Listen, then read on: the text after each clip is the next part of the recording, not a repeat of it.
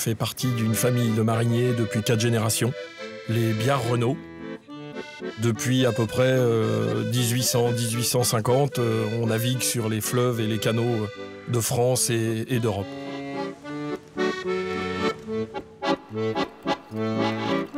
Kléber Renault, c'est le grand-père, on l'appelle l'ancien. Kléber, il parle fort, Kléber, il est souvent sale parce qu'il bricole, et c'est lui qui a la connaissance du métier, de la batellerie, et c'est lui le patriarche qui a tout enseigné à ma famille.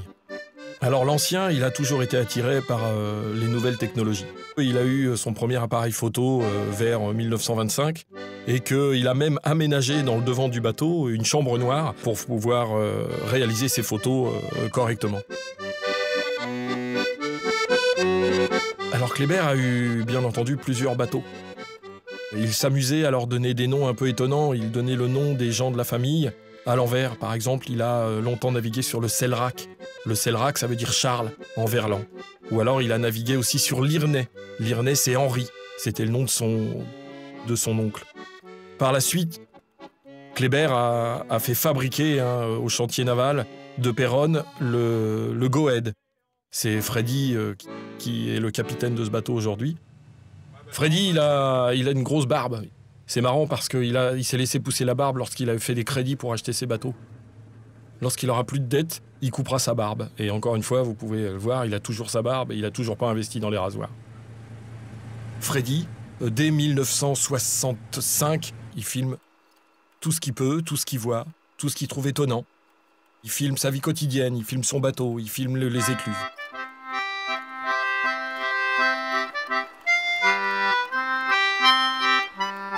Alors ces bobines, elles nous montrent une batellerie que j'ai très peu connue, à vrai dire. Elle nous montre la batellerie où les bateaux allaient partout, où il y avait du travail, où il y avait du fret. Quand on était à 38 mètres, donc un bateau de gabarit Freycinet, on pouvait aussi bien aller au Havre, qu'on pouvait aller charger à Rouen, on pouvait se retrouver en Belgique, à Anvers ou à Rotterdam. À l'époque, on peut compter à peu près 1500 bateaux, artisans, à travers la France, à travers la Belgique, la Hollande. Et à cette époque-là, il y avait du travail pour tous. Il y a quelqu'un? Ah, tiens, la Frangine. Ça va, je peux rentrer? Ouais, pas de problème. Moi, je suis dehors. Après, je suis dehors. Bon, ça va? Tu vas boire un coup de café? Oui, je veux bien, volontiers. Alors, assis-toi. Bon, j'en ai un peu de trop, moi, la moitié. C'est pas pour toi, c'est pour ton frère. Non, et puis il faut pas non plus le mettre jusqu'en haut parce qu'après il n'y a plus de place pour mettre le lait dedans. Oui, c'est mais- toi qui me l'as appris, je te ferai dire. Stop! Oh non! Si! Oh non! Si! Non! Là! Moi, c'est gourmand. Oh bah écoute. Attends, il y a encore une goutte, là. Tu vas pas faire comme tonton, boire la boîte? Moi, tu me laisseras rester là. Ah Non. tu vas pas boire la boîte. Ah bah si. Comme je le prends pas dans le café. Tu te fais servir toi. Ah oui, Tu vas encore le mettre à bord. Oui, bah bien sûr. Je suis le maître à bord. Ça fait quand même à 42 bord, je suis le maître. Eh, ça fait Bien des costauds, des forts, ont dû le reconnaître. Tu as toute ta vie connu le bateau, t'as jamais été à terre, t'es Non, resté jamais. sur ce bateau toute ta vie. Ouais. Je suis né dans le bateau, alors je l'ai vu quand j'ai... au bateau, je faisais...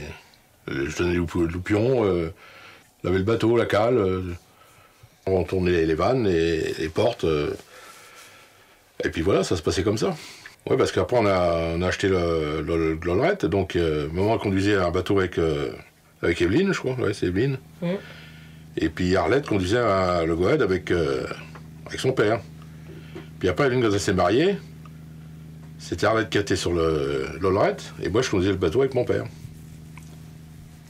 Ma maman, qui elle a connu à la fois la batellerie traditionnelle, elle a toujours vécu sur son bateau, elle a très peu allé à l'école, elle est restée sur son bateau pour aider son père. Et à l'âge de 38 ans, elle a divorcé et elle a débarqué. Le premier voyage que j'ai fait avec lui, on est parti de la Tombe, qui est un petit patelin un petit peu plus loin sur la petite Seine. Et il y avait des grands tournants, je ne savais pas trop conduire, j'avais quel âge, 12 ans, 12 ans et demi, oui, j'avais en 57. Quand on est descendu, il devait aller graisser les soupapes et il m'a dit « Tiens, tu conduis ?» Et moi, je lui ai répondu « Mais papa, je ne sais pas conduire. » Alors il a dit « Démerde-toi, tu apprendras plus vite. » Et ben, j'ai appris et je me suis démerdée et j'ai appris. Voilà, ici, c'était ma place. Quand on naviguait, mon mari conduisait et moi, j'étais ici. Là, il y avait un parc où il y avait mes enfants. qui jouaient, puisqu'ils ne pouvaient pas sortir, évidemment. Et moi, j'étais toujours ici, comme ça, j'avais la vue devant, et j'étais bien.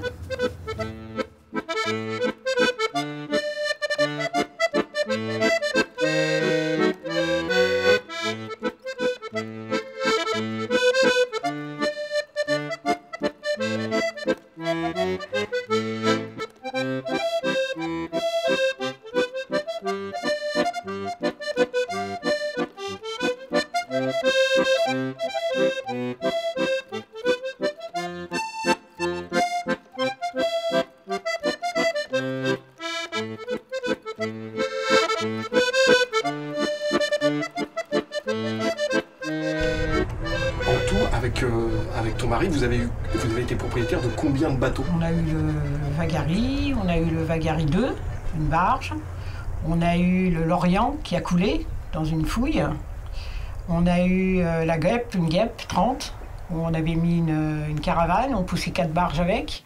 Et puis on a eu le Tangage, un bateau pavillon belge, qui était à mon nom, au nom de Renault. On a le plus souvent navigué sur la Seine parce qu'il y avait beaucoup de travail, grâce aux carriers qui exploitaient les alluvions.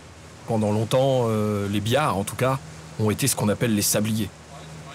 Lorsqu'on était chargé de sable, imaginez l'énorme tas de sable que tous les enfants pouvaient nous envier à l'époque. Hein, donc on passait nos journées à faire des trous dans le sable, à faire des châteaux, sur 300 tonnes de sable. Et alors dis-moi, j'aimerais avoir une information concernant les relations qu'un marinier peut avoir avec les gens de la terre. Ça dépend des gens, parce qu'il y a beaucoup de gens qui n'aimaient pas les mariniers. T'en avais que ça allait, mais il y en avait que c'était pas... Bah, je sais pas, parce qu'il faisait du bruit, les chiens qui gueulaient, les mariniers qui s'engueulaient aussi, tout ça. On nous appelait les gens loyaux aussi, hein, les manouches et... Les chis dans l'eau. Ouais, aussi. Bon. Les caoutchoucs. Oui, les caoutchoucs, ouais, déjà ça, je les ai entendu parler. Ouais. Allez, ne bouge pas. Allez, viens. Marie-Noël, sa femme, c'est ma tante. Marie-Noël, c'est le matelot qui va étaler devant. Qu'il fasse chaud ou qu'il fasse froid, qu'il gèle ou qu'il y ait du brouillard. Marie-Noël, elle est tout le temps dehors avec ses gants en cuir pour aller mettre les fils de fer sur les boulards, pour s'amarrer dans les écluses. Elle est là aussi pour faire les courses et assurer toute la régie du bateau. Marie-Noël lave le bateau. Marie-Noël peint, gratte les veules, gratte les plabords pour que le bateau puisse avoir de belles couleurs. Marino qui s'occupe sur Internet d'aller récupérer les frettes. Marie-Noël, c'est le binôme de Freddy. L'un ne va pas sans l'autre. S'il y en a un qui disparaît, ça peut plus avancer et on peut plus naviguer. Mais t'as pensé à quoi, toi, quand t'es tombée amoureuse de Freddy et que... Au départ, déjà, je trouvais ça bizarre comme métier. D'être marinier. Je connaissais pas du tout. Je voyais bien le canal, je voyais bien des bateaux passer, mais je m'imaginais pas leur vie. Tout est tout nouveau, moi j'ai tout appris sur le bateau. C'est pas du tout le même système de vie. Mais il n'y a pas beaucoup de filles qui sont marinières, des filles de la terre qui sont marinières. Quand je me suis mariée, on est à charger à Gaillan, donc dans le nord, du charbon pour me changer mes idées, parce que mon père c'était mineur, alors il m'a changé les idées, comme on dit. Bon, on fait le voyage, tout ça, avec son père. Au départ, on est parti en pousseur, je faisais pas grand-chose sur le bateau. Le grand-père, l'ancien, comme on dit, il me faisait faire les cuivres. Ah, ils étaient propres, les cuivres, parce que tous les 2 jours, il me faisait faire. Après, on arrivait à Saint-Mamé, on s'est découplés, et on a monté tout seul en canal. Alors là, je m'avais déjà pris des trucs en canal pour étaler le bateau, chose que je ne comprenais pas, qui m'a expliqué qu'est-ce qu'il allait faire, mais 3/4 du temps, j'oubliais. J'arrivais devant avec ma corde, j'ai regardé, j'ai dit, qu'est-ce qu'il m'a encore dit, lui? Alors, il voyait que je paniquais, il me disait, amarre le bateau pour empêcher d'avancer. Alors là, je comprenais comment il allait mettre la corde. J'ouvrais les vannes, j'ouvrais les portes. Non, des fois, je faisais l'inverse, je voulais ouvrir déjà les vannes ou fermer les portes. Les clusiers rigolaient. Ils se demandaient si j'y allais arriver ou pas sur le bateau, mais... Dans l'ensemble, je me suis bien tirée parce que, regarde, on a acheté le bateau et ça fait 42 ans qu'on est ensemble. Nous les femmes qu'on étouffe, qu'on grelotte, il nous faut faire le pilote. Bouter des coups d'eau-tieux, ramasser les cordages, éviter les abordages, surveiller les mômes, la lessive, le fricot, le gouvernail et la marmaille. aille débarquer en voltige, courir aux familiaux et en vitesse regagner le bateau. Ben, sur la Seine, quand on se part d'ici, ben, on sait qu'on va coucher du côté de Saint-Denis ou Conflans. Bon, ben là, je sais que je peux avoir du pain, mais après, j'ai plus du pain avant Rouen. Ah bah dans le temps, on avait des familistères. Alors on passait une commande, on faisait notre commande sur un papier, on avait porté le papier, et puis ils nous apportaient tout le bateau. Enfin, c'était des gars qui faisaient que ça, hein, ils nous livraient au bateau. On mange tout bourré pour se faire la fiole. Si le tracteur manque, on tire à la bricole. Mais on ne se plaint pas, on est des matelots. Tout ce qu'on demande, c'est du boulot. Quelque part à l'avant, sur les feuilles avec son voisin s'engueule. L'appelant sale flahut, Le plus difficile, c'est les hivers, moi j'aime pas. Quand il fait fort froid, quand il faut le bateau y est en glace ou de la neige, des fois j'ai toujours peur de glisser, de me retrouver à l'eau, c'est ça. Moi, c'est ma hantise, c'est ça.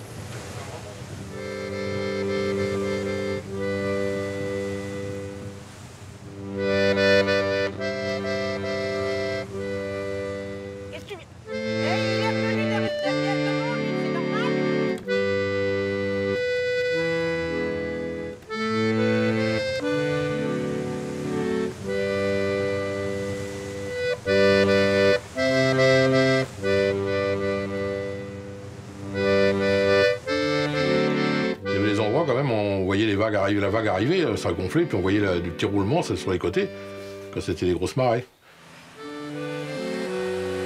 Quand on avait la marée qui montait, on était content parce qu'on allait vite. Tu mettais dessus pour toi sortir, puis après tu filais, hein, ça allait bien. Il fallait sortir du sas de Tancarville. Ils ont fait une digue à l'estuaire, et c'est pour ça qu'ils ont cassé le Mascaret. Alors ça monte, mais pas si brutal, parce qu'avant c'était plutôt en entonnoir, l'estuaire, tu vois, elle était plutôt en entonnoir, ça faisait une poussée, et c'est là que ça formait le Mascaret. 2 heures après marée haute, on partait de Rouen. Tu partais à n'importe quelle heure, tu partais à 4 h du matin, 2 h du matin, ou l'après-midi, ça dépendait de la marée, parce qu'il fallait choper l'autre marée pour rentrer à Tancarville, parce qu'on rentrait qu'avec la marée. Et puis quand on arrivait à Tancarville, ben, on rentrait dans ce sas, dans ce fameux sas, là, on était bourrés comme des avanceurs, parce qu'il y a pas mal de navigation et pas mal de bateaux. Et puis après, il y avait le canal de Tancarville à faire, 25 km. Et on arrivait au Wavre. Alors, au Wavre, il y avait le canal Quetson, alors il y avait plein de bateaux là-dedans. Et puis, il y avait des bateaux, maintenant, il n'y a plus rien au Wavre. Et puis, on attendait les ordres pour vider.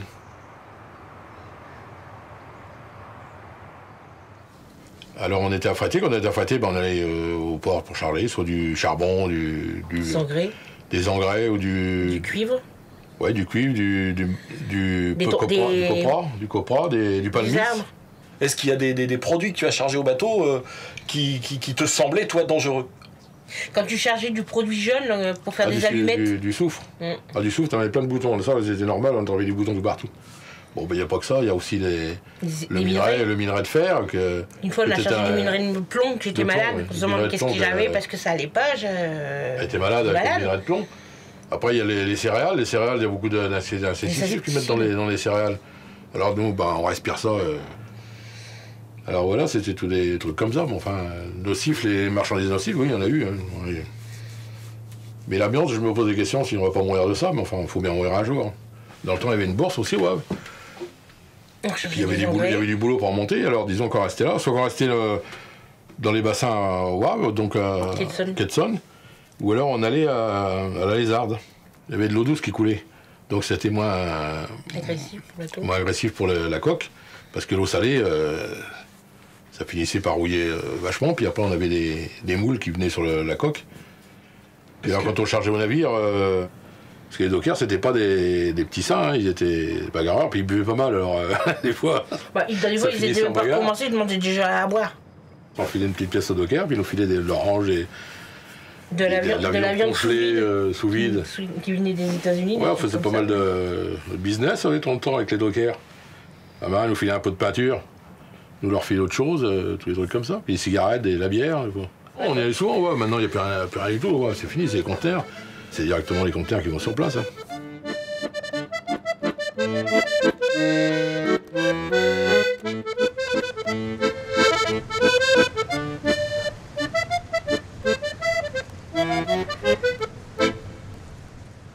Saint-Mamet, c'est la confluence de la Seine et du Loing.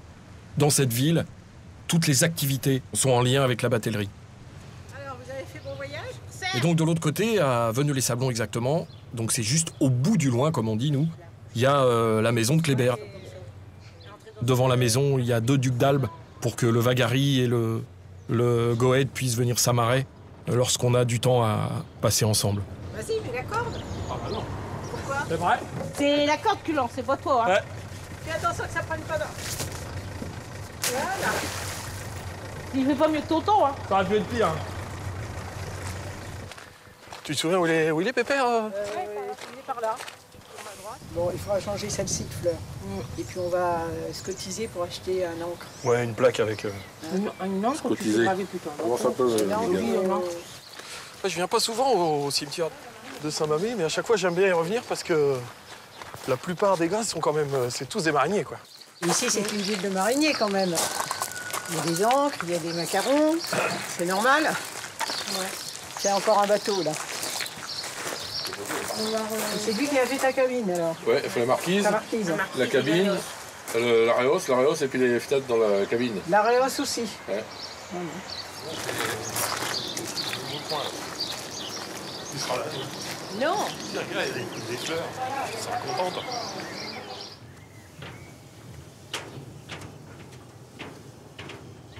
Mon frère m'avait conseillé d'arrêter, et puis moi je voyais bien qu'il y avait des frais pour le Vagary, le moteur, les écoutilles, tout ça. Donc j'ai décidé d'arrêter la navigation. Alors le fait de revenir au bateau et de ne pas naviguer, donc ça me faisait mal. Parce que quand je voyais mon frère, quand je le voyais partir, il me faisait signe, allez dans un mois, bon voyage, tout ça. Oh, je disais, lui, il part, moi je suis là, je peux pas, je suis là.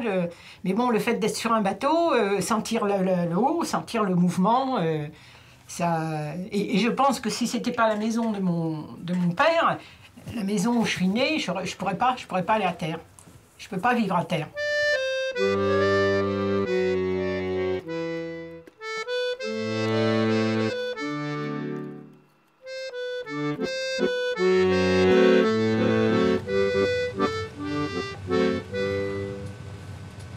Qu'est-ce que tu préfères dans ce métier?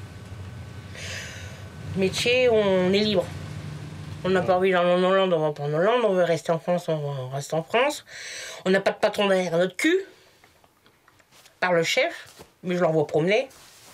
Quand on était jeune, quand on avait envie de s'amarrer de bonne heure, ben on a arrêté, on se faisait un barbecue, on allait se faire des balades. C'est rare maintenant. Que maintenant, on le fait plus. Bon, tu peux le faire avec les programmations que tu as. Ouais, maintenant, on est programmé, c'est plus la liberté qu'on avait eue tout au début qu'on était mariés. Depuis qu'il n'y a plus de bourse, c'est plus ce que c'était avant la marine. Puis qu'est-ce que je regrette beaucoup dans la marine, c'est qu'on travaille beaucoup, on se donne beaucoup de mal et qu'on est mal reconnu par la société.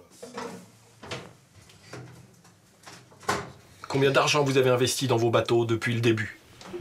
J'ai changé le fond du bateau. On a acheté déjà le bateau. Moi, j'ai acheté le bateau bien cher enfin.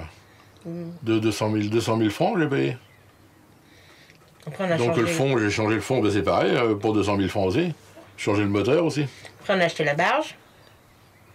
On a refait la cabine derrière. On a fait la cabine et la marquise, On a changé les fenêtres de la cuisine. les fenêtres de la cuisine, ouais. Puis l'entretien. Hein. Enfin, l'entretien des peintures, disons. Tous les 5 ans, il faut monter sur cale. Puis tous les 5 ans, on montait sur calme. Et à chaque fois, ben là, il y a toujours des sous qui sortent parce qu'on a toujours plus que prévu. Maintenant, c'est les frettes, il faut se bagarrer pour les frettes, c'est le fuel que demande, tout est au plus cher, les taxes et les frettes, on ne suit pas le cours de la vie. Puis quand on demande 10 centimes aux affréteurs, c'est... Comme on dit, on leur arrache à l'œil. Hein. Ouais, on arrache un œil, alors c'est ça qui va pas. Vous allez avoir une retraite de combien à peu près? Alors là... Ils m'ont envoyé une estimation de 577 €. Et moi, de 237 €. Donc voilà, 700 € à deux pour avoir participé à la croissance du pays pendant plus de 40 ans. Qu'est-ce qui va devenir ton bateau? Avant, il y avait un plan de déchirage. Déchirer les bateaux, ça veut dire quoi déchirer un bateau? Ben, ils les mettaient sur des chantiers, puis Puis qu'ils ils découpaient. découpaient les bateaux. Alors les gars qui découpaient leurs bateaux, ils touchaient une prime. C'était autant, Ils je sais étaient, plus, ouais, autant de la tonne. Ouais. Ouais, nous on est vraiment des restants d'artisans. Hein. Le bateau, il porte le nom Renault, c'est Renault, c'est pas l'Inserréel. Le bateau, il est vraiment en bois. Tous les gros bateaux qui tournent maintenant sur la Seine, c'est tous des bateaux qui viennent de la Hollande. Hein. Bon, vous regrettez rien? Non, parce que moi j'étais heureuse sur mon bateau. Bien sûr, la batellerie traditionnelle aujourd'hui tend à disparaître, mais aux dépens d'une batellerie moderne. Aujourd'hui, on peut profiter de grandes cabines de plus de 100 mètres carrés. On peut aussi profiter d'une douche et de toilettes. Important lorsqu'on a vécu toute sa vie avec un pot de chambre. C'est aussi des écluses où on n'est plus obligé de tourner les portes à la main. Donc c'est aussi un confort physique. La batellerie est toujours présente, toujours vivante, et il faut compter dessus pour continuer à transporter nos marchandises. Le déchirage, c'est déchirer le bateau, mais déchirer le cœur du marinier, puisque toute sa vie, il a conduit son bateau. Et s'il a l'amour du bateau, ça lui déchire le cœur aussi. Et par bonheur, j'ai pu le revendre à quelqu'un de formidable. Et ça, c'est mon vrai bonheur, quoi. Je viens quand je veux, et j'ai les clés. Et puis en plus, il est en face. Moi, à la maison, je sens rien, j'entends rien. Puis en plus, maintenant, il y a les doubles vitrages, on n'entend même plus la pluie. Quand j'étais au bateau, j'entendais le vent, on entendait les poissons qui venaient frayer au bord sur la bordaille. Non seulement le paysage change, mais aussi le temps. Il y a la brume, c'est magnifique, la brume. Moi, j'ai vu des paysages embrumés, entre guillemets. La brume qui se déchire, tout ça, c'est fabuleux. Au bateau, c'était la liberté.